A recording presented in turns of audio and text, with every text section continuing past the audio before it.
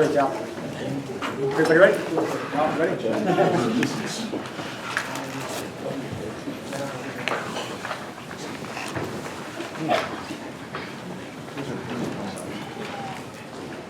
Guys ready? Coach, your thoughts on the game? So even before my thoughts on the game, I just need everybody to remember, man, you know, you're talking about Highland Springs, it's a lot bigger than Lauren Johnson. It's a lot bigger than the 4 players sitting up here. It's really about the coaches, our community, and our fans. You know, for a long period of time, I heard a lot about Highland Springs and how negative Highland Springs was and how bad Highland Springs was and how bad it is in the county of Henrico, and the East End is not good, and the East End is not this, and the East End is not that. Well, in the East End of Henrico, we are starting something. I don't care if you want to call it a revolution or what it is, of young black men, young African-American males who are being successful in everything that they do and how they carry themselves. We read a report that Highland Springs is #2 in the country for missing black men.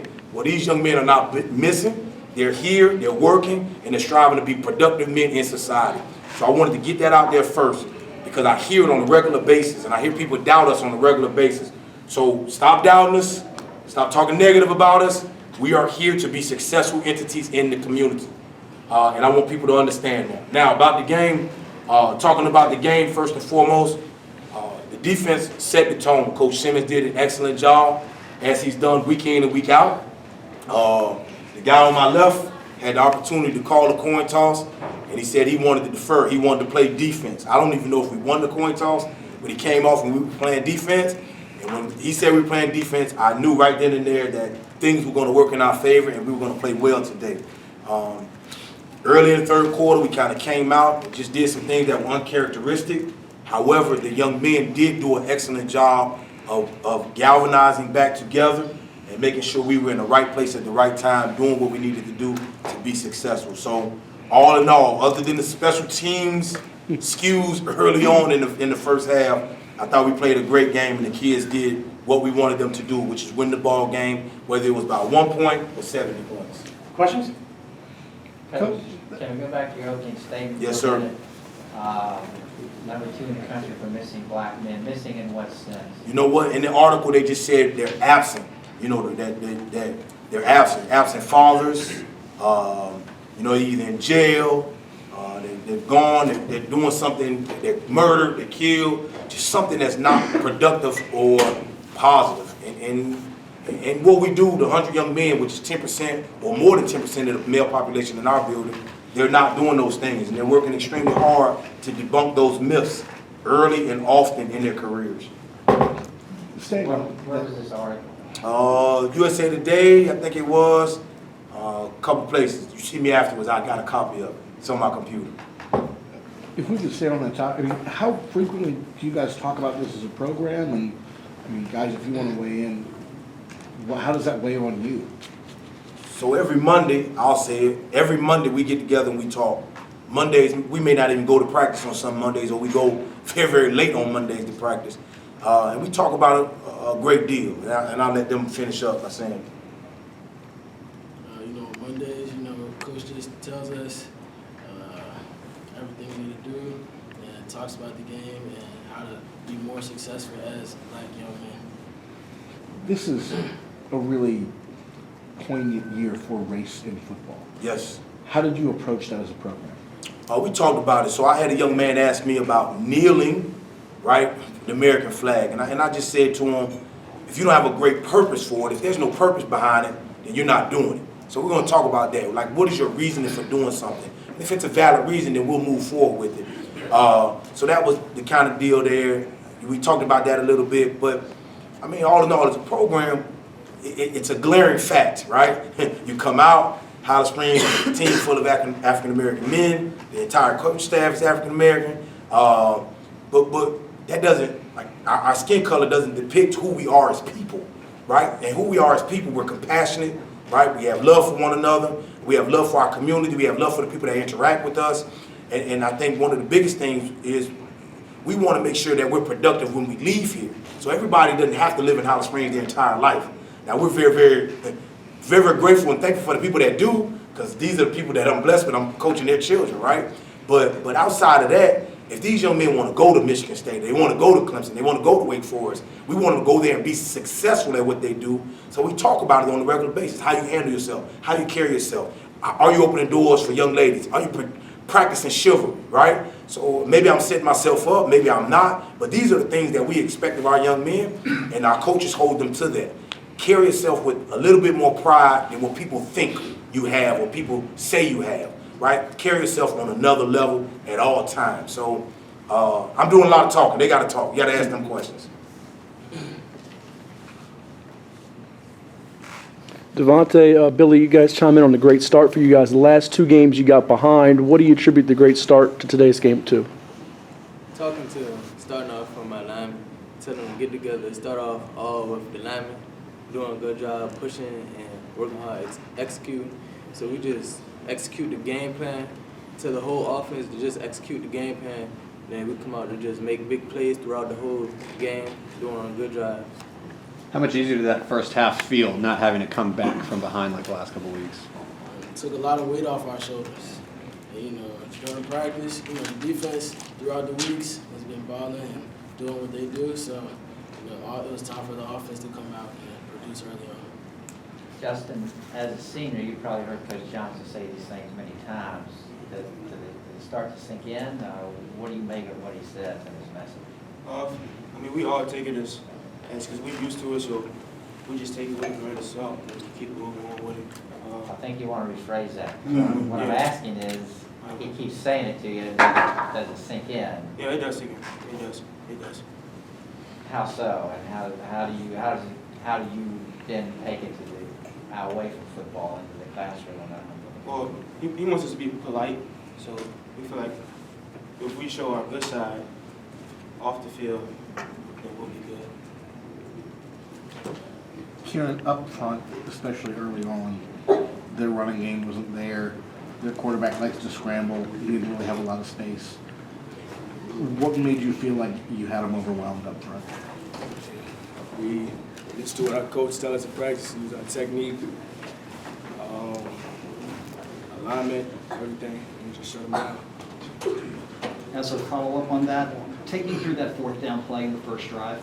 There's a situation there trying to seize the lead early. You guys have fallen behind the last 2 weeks against Hermitage, Hansman River. You get a huge play to give them the ball in their territory in the first possession. It kind of set the tone really for the rest of the game. Can you take me through that 4th down play? Man, as a defense, left hand to the ball. We just do it like we do in practice. Everything coach tells us, our technique, alignment, watch film. We just kept fighting, kept pushing. Billy, why'd you guys want to play defense to start? Just shut them down early.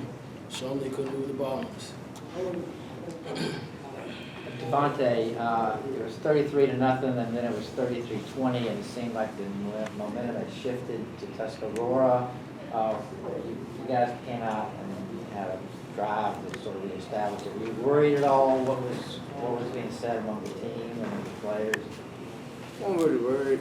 Just everybody getting excited, so we had to get back to what we was doing and think about what our game plan was and get back on track and slow the game down. Justin, did you know was going into it the plan to run, to set up the pass, and was there more of a responsibility for the offensive line today to get things going? Definitely, we feel like as a line that if we are able to run the ball, it can set up what our receivers can do and show their playmaking ability. So we do. If we can run the ball well today, then we'll do well on offense. For any of the players, take me back to August, first practice, even though you're 2-time defending state champions because of so many graduation losses. You guys are, in some circles, considered an underdog. Not a lot of people expecting you to be sitting here right now. What did you do in those dog days of August in practice before you ever started the first game of the season to put you in a position to be here right now? Coming off a state championship win, I don't see how we would be considered underdogs. But, we just came out with a chip on our shoulder every day at practice hard. We always had this goal in mind and just did everything the coaches said and practiced hard and stayed together as a team.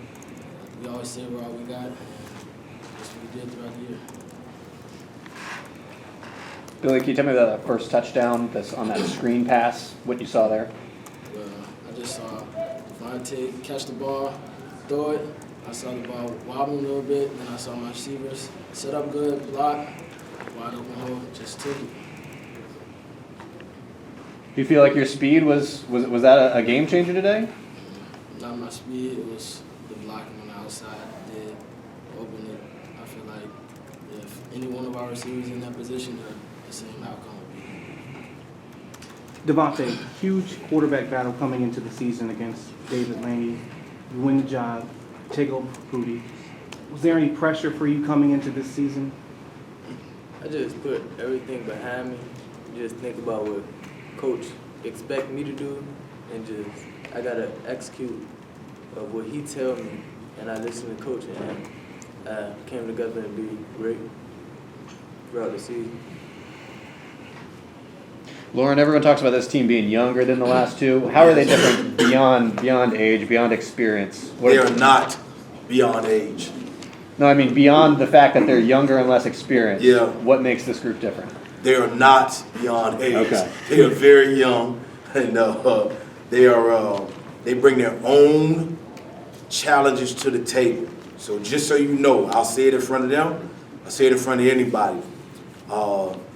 There are days like go back to the Hermitage game. We're not in school. Go back to the Woodside game. We're not in school. We try to get to the school early. Juwan Carter can tell you, other guys that have been in the program. Try to get them there as early as we can. Feed them breakfast. Make sure we give them brunch, right? Or maybe a late lunch, depending on what time the game is, or traveling or something. Feed them pregame meal. We move forward. I told them at the beginning of the year, and I told the coaches, I cannot be around this group that long, right? It's just a different group, right? They just laugh a little bit louder. They play a little bit harder. They're more exuberant about the smaller things. So they are different, and they are very, very young. Now, the great thing about it is, when we get on the bus and we do our depth chart like we have done the last 2 years, it ain't many holes to fill, right? So I can tell you this right now. On the offense side of the ball, on the defense side of the ball, we lose 2. One of them is Billy Kemp. The other one is DeMonte Felder. So we got 9 coming back on defense. And on offense, we lose 4. 3 of those 4 are receivers. We have 19 receivers that can catch the ball in our program. I don't think we miss a beat except for the guy that's played center the last 3 years in the playoffs. And that's Carey, Big Carey. So we're going to have to find a center. And Devontae Waller's going to have to throw the ball a lot. And he's going to have to find 3 receivers that can catch the ball. But it's evident that we have some guys already in the program. And then on the defense side of the ball, we got to find a nose guard that plugs the hole, like Michi did. And then we got to find another DB. But I think he's walking around with a boot on his foot and wearing number 2. So I think we're pretty good there as well. So with that being said, I am excited now to see what happens July 31st, 2018. So you won't be at Hermitage then? No, I will not be at Hermitage. What? We'll be at Highland Springs. We'll be practicing. We're moving forward. That was a joke. I know it's not a joke. Hey, but the sad part about it, you're not the first person to ask me, and you're not going to be the last person to ask me, but there's no reason to leave the best school in Henrico County already. Lauren, did Yes. you guys spend 13 weeks thinking you were going to play Stonebridge? When did they lose to Tuscarora? A couple weeks ago. 2 weeks ago. So yes, they made the comment to our JV team at a 7-on-7 tournament at James Madison that this was the best team that they had, and that they were going to be here, and they were waiting on us to get here.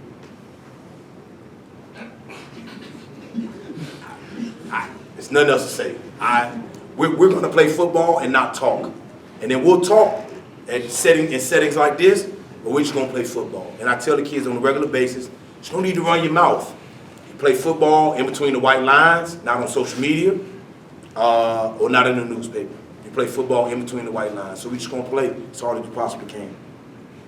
Coach, after the game, you got them together immediately in a huddle. You said, now as young men, you can go and we want to do things as men. And you said to them, people say you can't, you remember you can. That's correct. Can you go through why you say those things to them and how often you say the things you say to them? I say them every day. The coaches behind you say them every day. And the reason we say them every day is because, again, regardless of what you see on the outside, but you know, if you want to characterize us as African American males, if you want to characterize us as football players, if you want to characterize us as good students, I think everybody up here is over 3.0, maybe except the quarterback who's close, right? So you characterize us as young men that play football, and our character is what we want to be recognized or want people to see more than anything. So I say that because now they have an opportunity to go forth, right? Billy's gonna go, you know, Justin's gonna go, Jonathan's gonna go, you know, the rest of the seniors are gonna go out, and when they go out, we want them to be productive members of society and add back to society. And football is a great tool to get them where they need to be and get them to where they want to go. And here recently, I've run into football players that I've coached, Jonathan Bridges, who was at Stonewall Jackson. I'm not gonna say his salary in front of you guys, but he makes more than anybody in this room, probably all of us in this room put together.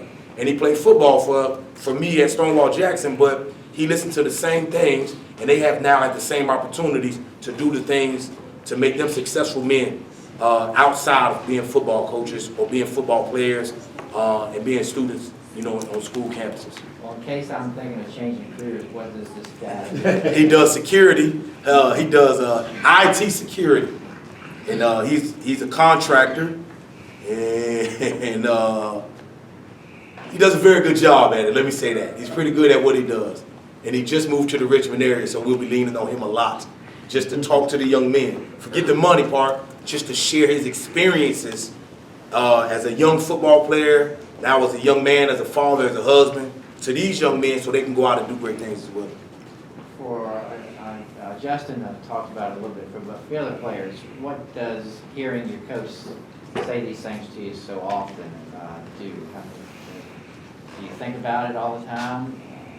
Do you take it with you when you leave practice, when you go through school and in the community? Well, as we go out through the community, we just think about what coach tell us and just let it sink in. Every time like we come through like something bad, we think of good things, like when he tell us stay out of trouble.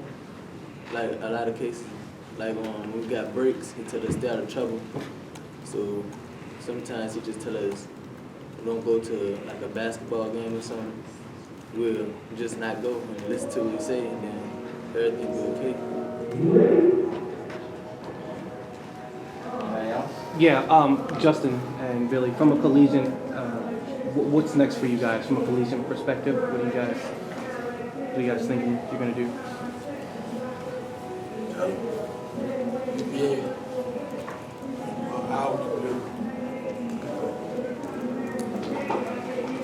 Justin, having been on all three state championship teams, does this one feel different? Does winning the third one feel different than the first two at all? Definitely, this one feels different because people at the beginning of the season doubted us. In the previous two seasons, they didn't really doubt us. So we felt like we had a chip on our shoulder to prove people wrong and get it done this year, and we definitely did that. Anything else? One last thing for Coach. Yes, sir. Winning is important. Very. You don't want to walk away from a game like this not winning. Right. But it's secondary to what you're trying to teach. Absolutely. So I think Tremaine Talbot is sitting behind you, and he can tell you what did I say when we stand in the line, that I'm not what? Not satisfied. I mean, I'll just be honest with you. The football is good. The football means a lot. Don't get me wrong. We spend a lot of time away from our families. They spend more time with the coaches than they do with their families. But it's not the end all to be all. And it's not the end all to be all whatsoever. Football is great. It's a great vehicle. It's going to get us to where we want to be. It's going to give us opportunities and open doors. But secondary to a lot of things. Family, secondary to friendships. My father, this is the first game that he's seen, so I'm as excited about that. And I thanked him probably 15 times for coming. This first game, first state championship game he's seen. So he's been to other games at home, but I mean, it was one of those deals where I was just happy that he was here. You know, who knows if he gets another opportunity to see it. how much time I have left for my father, right? He's 70, I'm 40. Football is secondary to that, believe me. That's my hero, that's my best friend. So when I can spend a little time with him, which I am going to do here shortly, go to Florida and just kind of hang out, I'm going to take advantage of it, and I'm going to enjoy those times in life. But when we get back together in the month of January or February, we're going to get after it, because the goal is to win another one. You guys good? Good. Thanks, y'all.